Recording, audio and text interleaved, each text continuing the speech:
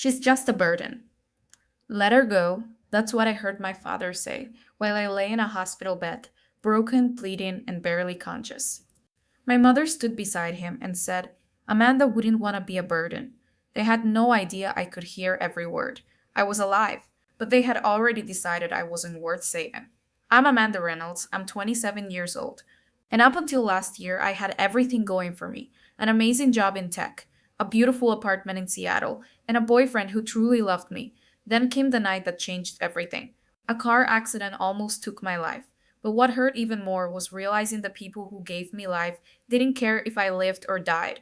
Before I tell you how I turned their betrayal into the biggest shock of their lives, drop where you're watching from in the comments. And don't forget to like and subscribe if you believe betrayal should never go unpunished. Let me take you back to the beginning. My childhood wasn't loving or warm. My parents, James and Catherine Reynolds, were more focused on appearances than people. My dad worked as a corporate attorney. My mom ran a high end boutique. Both were successful in the eyes of the world, but behind closed doors, they were cold and distant. To them, I was just another checkmark on their perfect family list. When I was 6, my little brother Michael was born, and from that moment on, I became invisible. Michael was the golden child. He could draw a stick figure and they'd frame it like a masterpiece. I could win a science fair and I'd get a polite nod if I was lucky. Why can't you be more like your brother, Amanda? That sentence was like a curse I heard all through my teenage years. It didn't matter that I worked harder, scored higher, or achieved more. I was never enough for them, but I wasn't totally alone. My grandmother Eleanor, my father's mother, was the one person who made me feel seen. She was kind, honest, and wise in a quiet way. She lived in a small farmhouse just outside the city. Her garden smelled like lavender, and her kitchen always smelled like cinnamon rolls.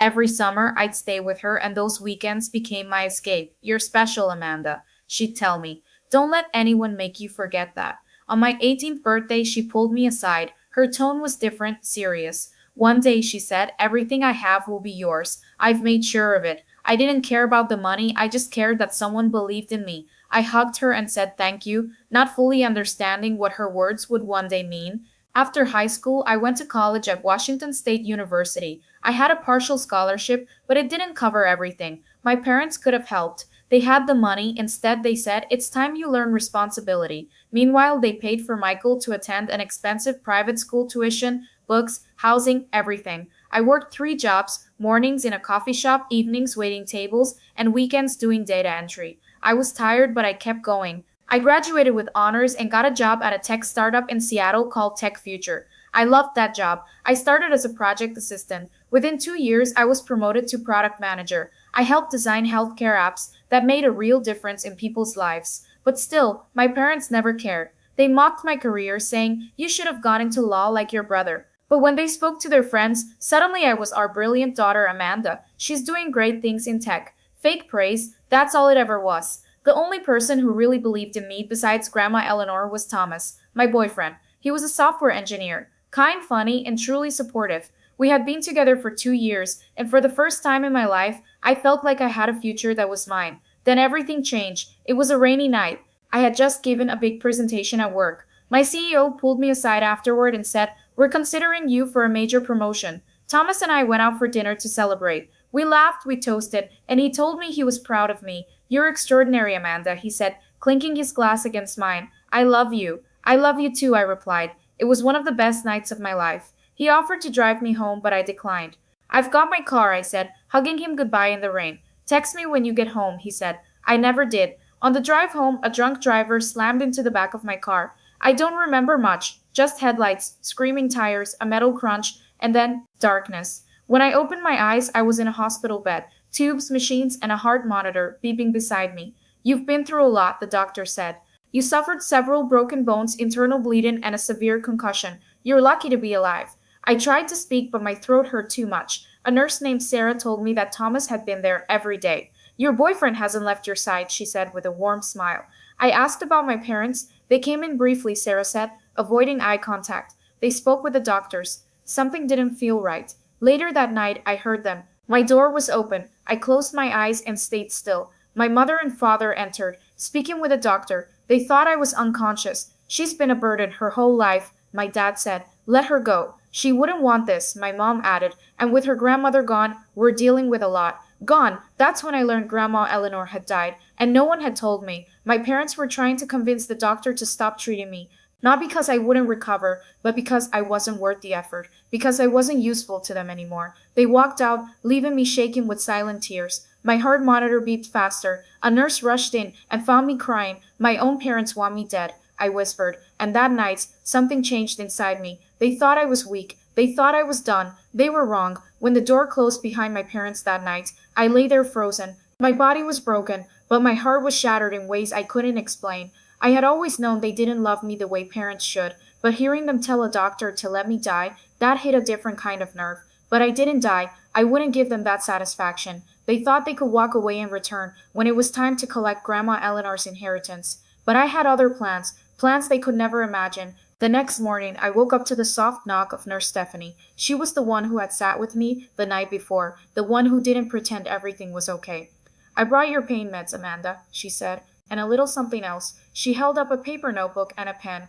I thought you might want to start writing things down, memories, feelings, whatever you need. I took it with shaky hands. Thank you. You're not alone, she said softly. And you're not finished. Recovery wasn't easy. The injuries to my legs required 2 more surgeries. My ribs made every breath feel like punishment. My right arm was in a heavy cast, but every time I thought I couldn't take it anymore, I remembered their words. She's a burden, let her go, and I pushed harder. Physical therapy started 2 weeks later. It was brutal. Some days I cried, some days I screamed, but I never gave up. Thomas visited every single day. He brought me books, flowers, funny stories from work and hope. I'm so sorry I didn't make you let me drive that night, he said once, his voice full of guilt. You didn't cause the accident, I told him, but you're the reason I'm still fighting. He kissed my forehead gently, and I'll be right here until you're back on your feet. I spent 2 full months in that hospital. During that time, my parents didn't visit once, not after that first night, not even when I had surgery, not even when I cried out in pain during physical therapy. But something strange happened. One day a lawyer named Grace Chapman showed up. She introduced herself as the executor of Grandma Eleanor's will. I've been trying to reach you for weeks, she said, setting a thick folder on my lap. Your parents claimed you were unavailable. I raised an eyebrow. Unavailable? I've been in this hospital the whole time.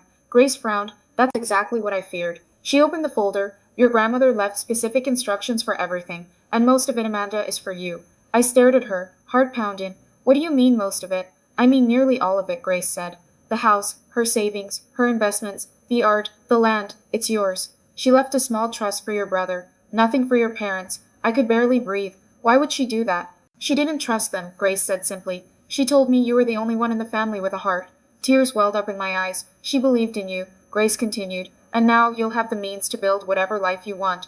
I wasn't sure what to say. All I knew was my parents had come back to the hospital that first night not to support me, but to ask about Eleanor's estate. They didn't even care if I lived. Now they were in for the biggest surprise of their lives. A few days later, I was discharged from the hospital. I moved into Grandma Eleanor's country house with Thomas by my side. It was quiet, peaceful, and exactly what I needed to heal, both physically and emotionally.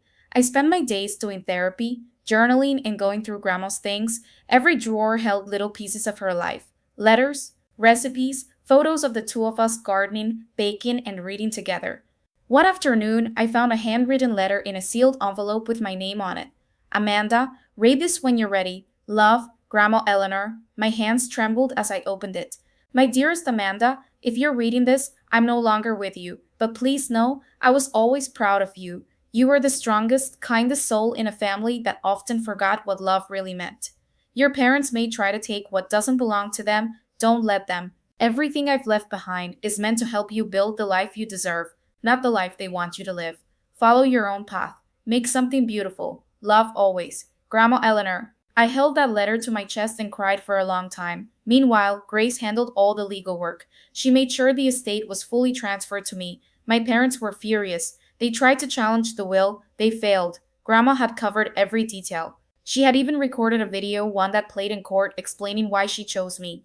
I'm leaving my estate to Amanda because she has always been kind, because she stood tall when others tried to make her feel small, because she was there for me. The judge honored her wishes. My parents left the courtroom red-faced and humiliated, but that wasn't the end. You see, during my recovery, I had another idea. I had knowledge, I had experience in tech. I had connections from my years in the industry. Now I had the money to create something of my own, so I started Eleanor Health Systems, a startup focused on patient advocacy and emergency response tools, the very kind of technology that could have helped someone like me on the night of my crash.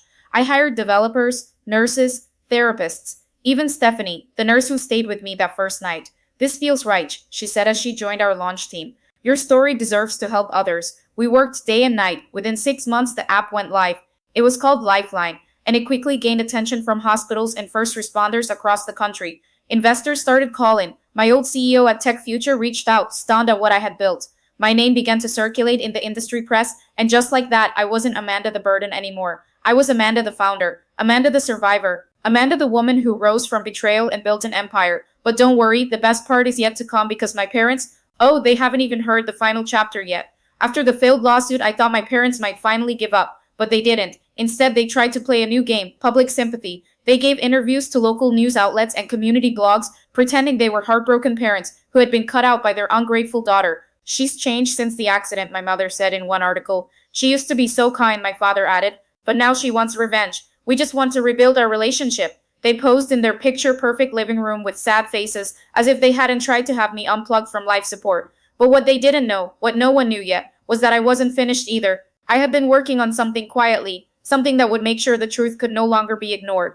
A year before the accident, Grandma Eleanor had handed me a thick file folder one afternoon while we were having tea on her porch. These are family records, she'd said. I want you to have them, just in case. I hadn't looked at them closely back then, but after the lawsuit ended, I pulled out that folder and started reading. Inside were bank statements, old letters, and legal documents. At first, I thought it was just about her estate, but then I found something that stopped me cold. A birth certificate, with my name on it, but something was wrong. It listed my birth parents as Eleanor Reynolds and an unknown father, not James and Catherine Reynolds. My heart started pounding. I flipped to the next page, an old letter written by Eleanor to an attorney. James and Catherine have agreed to raise Amanda as their own. I will remain part of her life, but quietly. I'm too old to raise a baby again, but I want her safe. I read it 3 times, barely breathing. Grandma Eleanor wasn't just my grandmother, she was my mother. I didn't sleep that night. I sat in the living room of her farmhouse, surrounded by old photos and trying to make sense of everything. She'd always loved me more than anyone else, and now I knew why. She hadn't just been kind out of love, she'd been protecting me. I called Grace Chapman, the estate attorney. The next morning, I found something, I said, and I need to know if it's real. Grace met me the same afternoon. I showed her the documents. She confirmed it. Yes, Amanda, she said.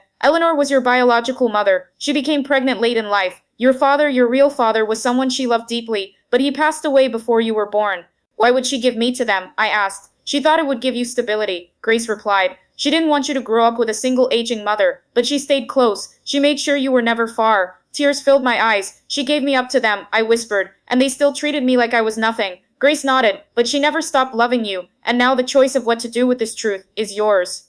For weeks, I didn't tell anyone, not even Thomas. I needed time to sit with this new version of my story, time to understand what it meant that the people who raised me had no real claim to me, not by blood, not by love, and certainly not by decency. But then they gave me the perfect reason to speak. A national healthcare magazine ran a cover story on Eleanor Health Systems. It featured me front and center, and within hours of it going live, I received a legal notice from my parents. They were attempting to sue again, this time claiming that I had manipulated Grandma Eleanor into changing her will, that I had used emotional control to steal their rightful inheritance. That was it. Enough pretending. Enough silence. I called a press conference. It wasn't just about defending myself. It was about telling the truth. All of it. On the day of the event, cameras lined up outside our Seattle office. Reporters whispered, wondering what I had to say this time. I walked onto the stage with the file folder in my hand. I'm Amanda Reynolds, I began. And there's something I've just learned about my family. Something they tried to keep hidden. Something I have a right to share. I held up the birth certificate. This document proves that Eleanor Reynolds, who many of you know as my grandmother, was in fact my mother.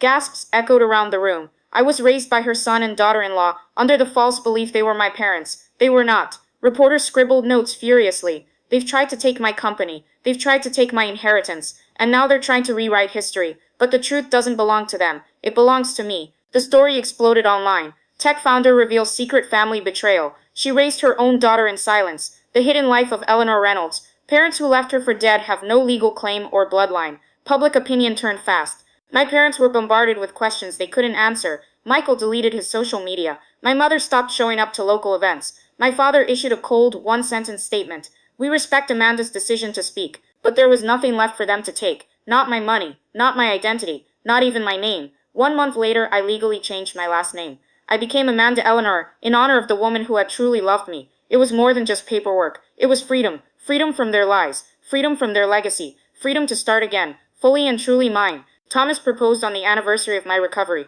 I've loved you since before the crash, he said. But after everything you've overcome, I love you even more. Not because of your success, but because of your strength. I said yes. We had a small ceremony in Grandma Eleanor's garden. Stephanie, the nurse who had stayed with me that first night, was there. Grace Chapman stood beside me. My real family. The family I chose. After the press conference, everything changed. People stopped seeing me as just a woman who had survived a car crash or built a successful app. Now they saw the full story. The woman who had been betrayed, abandoned, and erased by the people who were supposed to protect her, and still rose. But even with the truth out, I had one final step to take. Not for revenge, for peace, for Grandma Eleanor. A few weeks after legally changing my name to Amanda Eleanor, I sat on the front porch of her farmhouse, watching the wind pass through the tall trees. The place was quiet, full of memories and her spirit. I thought about everything she had done for me, giving me a home every summer, encouraging my dreams, shielding me from the worst parts of the world, and in the end, giving me the means to escape it. Now it was my turn to honor her. So I made a decision. I was going to take the farmhouse, the gardens, and the rest of her untouched land and turn it into something permanent, a safe haven. I launched a new project under Eleanor Health Systems, the Eleanor Center for Recovery and Renewal. It would be a place for young women recovering from trauma, whether from accidents, abusive homes, or family betrayal like mine. We partnered with therapists, counselors, medical professionals, and trauma experts. Survivors would have access to therapy, housing, skills training, and most importantly, dignity. We broke ground 6 months after the announcement. I used a portion of my inheritance and matched it with my own money from Lifeline Success. Within a year, we had our first group of residents. Every room had a name, not a number, and the main building bore one simple plaque, in honor of Eleanor, who believed in light when the world went dark. When news of the center broke, my parents tried, once again, to speak out. They claimed they were devastated to be excluded. Eleanor would never have wanted this, my mother said on a morning talk show. I smiled as I watched it from my office, because I had a recording, a video my grandmother had left behind, recorded just 6 months before her passing. Grace Chapman had given it to me, saying she wanted you to have this when the time was right. In it, Eleanor spoke clearly and directly. Amanda, if you're watching this, it means you've learned the truth, and I'm proud of you. I want you to know I always loved you, even when I had to stay in the background. If James and Catherine try to say otherwise, don't listen. I saw who they were a long time ago. That's why everything I built is now yours. You are strong, you are brilliant, and you will rise in ways they never could. I posted the video online. It went viral within 24 hours. There were no more interviews from my parents after that. As for Michael, he sent me one last message. You've made your point. You win. Hope you're happy. I didn't respond, because it was never about winning. It was about becoming free. Thomas and I moved into a quiet neighborhood near the Eleanor Center. He still works in tech, but he also volunteers part-time at the center, teaching basic coding to the girls who come through. I've never seen you this at peace, he told me one night, brushing hair from my face.